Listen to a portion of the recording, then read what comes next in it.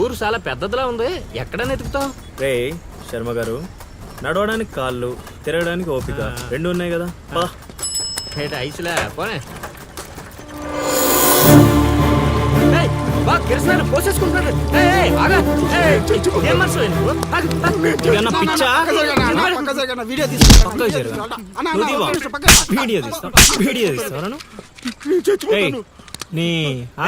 మాట్లాడుతున్నాడు కదా, ఆగలేవా? అసలు నీ ప్రాబ్లం ఏంటి? చెప్తే ఆరుస్తారా తీరుస్తారా? నా సావు నన్ను సావనివ్వండి. అయ్యా చచ్చేదో చెప్పిసావు, మాకు క్లారిటీ ఏడ్చుద్ది. ఏరా నువ్వు పత్తి రైతువా? కాదు, వరి రైతుని. వరికి పురుగు పట్టిందా? కాదు, పంట కూడా బానే పండింది, డబ్బు కూడా చేతికొచ్చింది. పంట పండితే పండగ చేసుకోవాలి, ఈ సావులేంట్రా? బావా నువ్వు డీల్ చేయి, నేను వెళ్ళి చైత్ర గురించి తెలుసుకొని వస్తాను. ఇప్పుడు చెప్పు అంకుల్, ఏంటి నీ ప్రాబ్లం? నేను ఇడికాడ అప్పు తీసుకున్నాను. డబ్బులు వచ్చాయన్నావు కదా, ఇచ్చేయి. ఇచ్చేద్దామని నేను అనుకున్నాను, ఆడసలు పుచ్చుకోనే లేదు. ఎందుకు? వడ్డీ ఎక్కువైందా? వడ్డీ వాడు పక్కన ఉంచే, ఆడ అసలే వద్దన్నాడు. మంచిదేగా, డబ్బులు మిగిలాయి.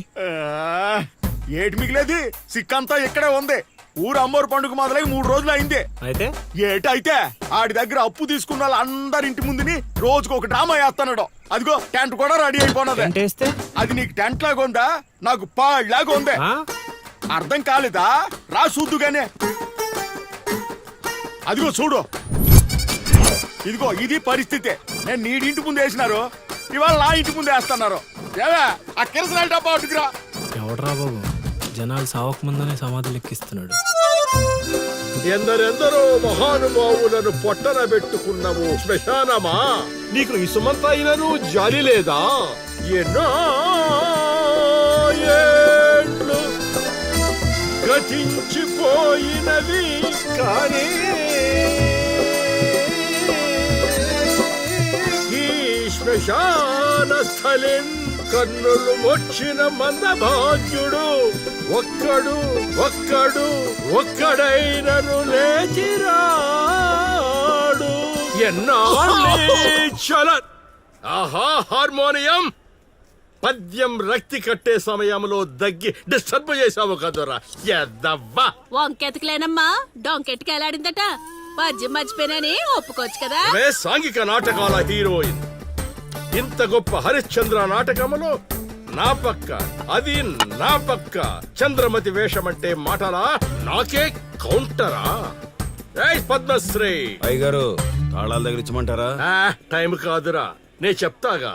ముందా మంచినీళ్లు, గొంతు శృతి చేసుకోవాలి. గురుగారు, యాదవ సేతురం కాకపోతే రిహార్సల్స్ కూడా ఈ గెటప్లు ఏంటండి?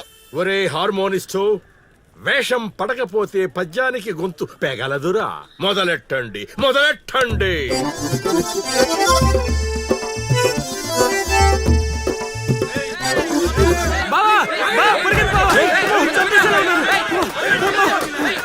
ఏం చేసావురా? నేనేం చేయలేదు బావా, ఈ ఊళ్ళో చైత్ర అనే అమ్మాయి ఉంది, మీకు తెలుసా అని అడిగా. అంతే, చైత్ర అంటే చిత్ర అని వినిపించిందట. దాని పిల్లవట బావా. అరే శర్మగా, నీ ఎంత పని చేశారా? చైత్రాన్ని చిత్ర అనుకుంటేనే 10 కిలోమీటర్లు పరిగెత్తించారు బావా. ఇంకా నయం, డైరెక్ట్ గా వెళ్ళా కాశీగాడిని అడగలేదు. కూర్చోబడిపోతుంది బావా.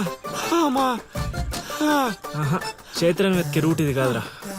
మరేంటో తమరే చెప్పండి బాబు.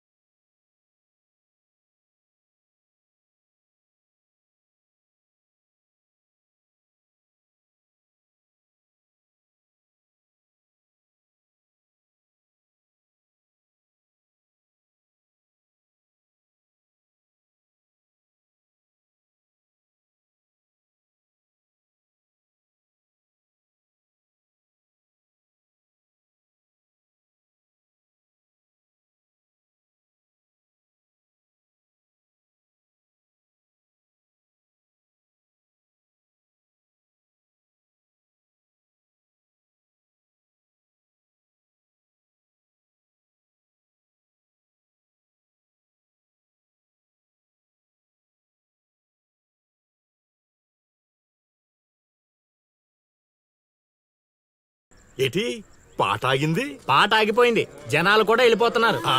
గా, అలా కొయ్యిలా నిలబడకపోతే ఓ 10 రూపాయలు ధర్మం చేయొచ్చు కదా. హతవిధి కళాకారుడు యాచించుటయా? కళామ తల్లికి తీరని అవమానము కదా. అంటే ఆ రోజుల్లో రాముణ్ణి వెతుక్కుంటూ లవకుశులు ఆ ఊరు ఈ ఊరు గానం చేసుకుంటూ తిరిగారు కదా. మేము కూడా ఓ కళాపిచాచి ఉన్నాడని కళా పిశాచి కాదు, పిపాసి. అదే కళాపిపాసి ఉన్నాడని తెలుసుకొని ఆయన కోసం వెతుక్కుంటా. అవును. ఏమిటి? నా ఊళ్ళో నాకు తెలియని అంత గొప్ప కళాకారుడు ఒకడున్నాడా? ఉన్నాడు సార్, ఆ? పిచ్చప్పారావు అని అలియాస్ సుయోధన సార్వభౌముడు. నిజంగానే ఏడిపించప్పారో బా. ఎందుకు సార్ అలా ఏడుస్తున్నారు? 10 రూపాయలు అడిగామా నేనా? వద్దులేండి సార్. ఆగండి నాయనా. మీరేటండి, అసలే మాకు టైం లేదు, పక్క వీధికి వెళ్ళి అడుక్కోవాలి. నీకు అవసరం లేదు నాయనా. ఏ ఈ రోజు మొత్తం కలెక్షన్ మీరే ఇచ్చేస్తారా? కాదు నాయన, మీరు వెతుకుతున్న ఆ పిచ్చి అప్పారావు అలియా సుయోధన సార్వభౌముణ్ణి నేనే నాయన. బాబు గారు, లేవండి లేవండి లేవండి, అవసరం లేదు నాయన. ఏ మా కోసం మీరు అడుక్కుంటారా ఏంటి? లేదు లేదు, మీ ఆకలి నేను తీరుస్తాను. ఒరే పద్మశ్రీ, అయ్యగారు తాళాలు తగిలించమంటారా? ఇప్పుడు కాదురా, ఇంకా దానికి టైం ఉంది. ముందు వాళ్ళ దగ్గరున్న వాయిద్యాలు తీసుకో. ఇప్పుడు వాళ్ళు మన అతిథులు, అర్థమైందా? రా. ఇంతకీ మన దేవురు నాయనా? సిల్కలూరుపేట. ఓహో, అవును, అక్కడ కళాకారులు ఎక్కువే. అవునవును, అక్కడ అన్ని రకాల కళాకారులు ఎక్కువే. అవును, ఈ లవకుశులుగానే ఎందుకు చేయాలనుకున్నారు? ఏ రాముడో కృష్ణుడో చేయొచ్చుగా. అంటే చిన్నప్పటి నుంచి అలవాటు చేసుకున్నాను సార్. వయసు పెరిగిన కొద్దీ మీసాలు గడ్డాలు పెరిగిపోయాయి. అవునండి, వాటికి ఎరువులు వేయాల్సిన అవసరం గానీ నీళ్లు పోయాల్సిన అవసరం గానీ ఉండదు కదండి, వాటంతటో పెరుగుతుంటాయి. అవునయ్యో, ఈ ఊరంతా నా కళకు అభిమానులే. నా అంత గొప్ప కళాకారుడు కావాలంటే మీరు కూడా నాతో ఉండిపోండి. సార్ ఆ ఇల్లు ఎవరిది సార్? ఏది? అదా? కాశీ అని మా బంధువుల ఇల్లే. ఓహో. అదిగో ఎదురుగా వస్తోంది అమ్మవారి ఊరేగింపు, ఆ ఇంటికే వెళుతోంది. చూడు బాబు, ఇదే మా ఇల్లు. ఈ కళాపిపాసి ఆహ్వానాన్ని స్వీకరించండి. రండి. సార్ ఇవన్నీ మీకొచ్చినవేనా సార్? కొన్ని తెచ్చి పెట్టుకుంటే నీకు కూడా వస్తాయి బాబు. పార్వతి, కళని కళాకారుల్ని అవమానిస్తున్నావు. అలానే కదా, బంగారు ప్రాసుల్ని కాస్త దాన్ని ప్రాసులు చేసేశారు. ఆ ధాన్యాన్ని బియ్యం చేసి తింటేనే కదమ్మా బంగారమైన సంపాదించగలం, లేదా బంగారంలో బతకగలం. సెహవాడ్, సెహవాడ్, నీ మాటతోనైనా కొందరి కళ్ళు తెరుచుకోవాలి. అన్నట్టు వీళ్ళు ఆ అర్థమైంది. ఏమే, ఇంకో 2 కంట వండి పడే తినిపోతారు. సత్రంలో తయారైంది కొంప. ఇది 1980లో వచ్చింది, ఇది 90లో వచ్చింది. సార్ ఇవన్నీ మనకొచ్చినవని చెప్పుకోకపోతే బతకలేదు సార్.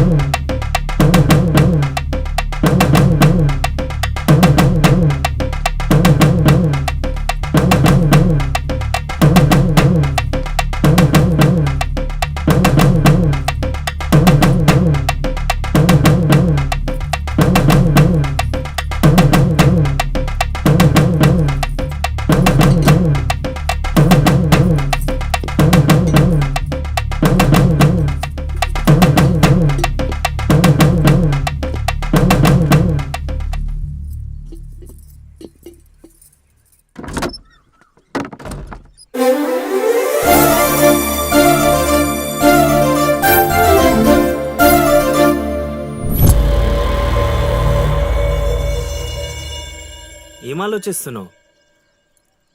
వెళ్ళిపోదాం పద ఇక్కడి నుంచి. ఎక్కడికి? మన ఊరికి. నాకే ఊరు లేదు. మా అమ్మ నాన్న చనిపోయి చాలా కాలమైంది. నేను ఒంటరి. అయినా నన్ను రమ్మడానికి నువ్వెవరు? అదేంటి అలా మాట్లాడుతున్నావు? నీకేమన్నా పిచ్చా? పద వెళ్దాం. ఒక్కసారి చెప్తే అర్థం కాదా? అయినా నీకు నాకు ఏంటి సంబంధం? ఏంటి సంబంధమా? ఒంటరి అన్నావు కదా, అదే ఒంటరిగా ఉన్నప్పుడు నీ మనసును అడుగు. నేను నిన్నెంత ప్రేమిస్తున్నానో నువ్వు నన్ను అంతే ప్రేమిస్తున్నావు అని అదే చెప్తుంది. నేను నీకు చెప్పానా? అయినా నువ్వే గాలికి తిరుగుతావు. ఎప్పుడు ఎలా ఉంటావో నీకే తెలీదు. అటువంటిది నిన్ను నమ్మి ఎలా రమ్మంటావు? అయినా వాడు నన్ను కొట్టుకుంటూ తీసుకొచ్చాడు. ఆ రోజు నువ్వు చూస్తూ ఉండిపోయావు. నిన్నేమనాలి? అదా నీ ప్రాబ్లం. ఈ మాత్రం కన్ఫర్మేషన్ చాలు నేను ఫిక్స్ అవ్వడానికి. అయినా నేను ప్రేమించిన అమ్మాయికి పెళ్ళై ఉండాలని మా గురుగారు ఎప్పుడో చెప్పారు. ఆనందం వస్తే స్టెప్ లేకుండా ఏడ్చి కూర్చుంటారా? ఇప్పుడు చెప్తున్నా విను. తెలియకుండా తీసుకెళ్ళిపోవడం, చెప్పకుండా లేపుకెళ్ళిపోవడం కష్టం కాదు, నాకు ఇష్టం లేదు. తీసుకెళ్ళను లేపుకెళ్ళను అన్నానని నువ్వు దేనికి ఫిక్స్ అవ్వకు. ఎందుకంటే నా మాటకి నేనే ఫిక్స్ అవ్వను. 24/7 ఎప్పుడైనా వస్తా. కొంచెం రెడీగా ఉండే.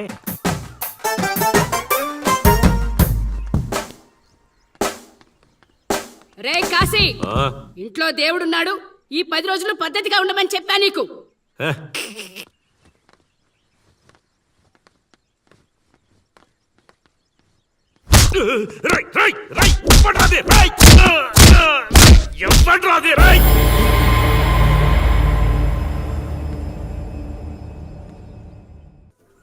బా కాశీగాడు ఊర్లో ఆడింట్లోకి వెళ్ళి మరి ఆడిని కొట్టావంటే నువ్వు మామూలుడు కాదు బా.